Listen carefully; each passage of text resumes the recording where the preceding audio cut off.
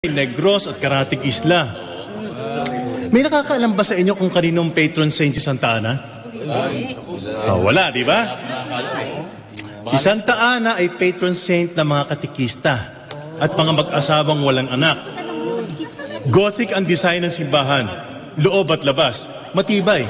Kaya naman sinasabi nung panahon ng Hapon, dito nagtago ang mga Dominican sisters dahil ginawang garrison ng mga Hapon ang kanilang mother house.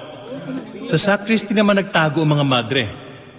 Pagdating ng mga Amerikano, binomba nila yung mother house dahil alam nila naroroon ang mga Hapon. At sa pag-aakalang pati yung simbahan ay ginawang garrison, handa rin nila itong bombahin. Pero hindi natuloy. Ayon sa kwento ng matatanda, kung hindi daw nakita ng piloto yung lumabas na madre, baka raw nadurog sa bagsak ng bomba ang simbahang ito. Kung nagkataon, hindi niya na ito nakita. Tama. Naku, sino naman daw yung madre na yun?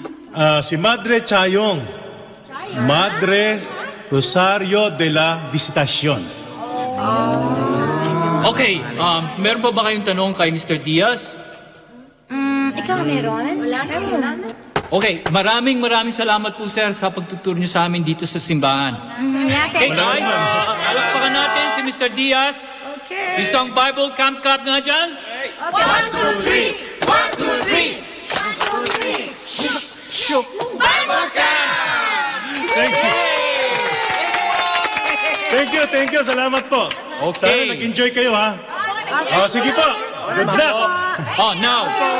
Okay, nabusog na tayo ng kanilang masarap na pansit molo. Marami na tayong nalaman tungkol sa kanilang matandang simbahan.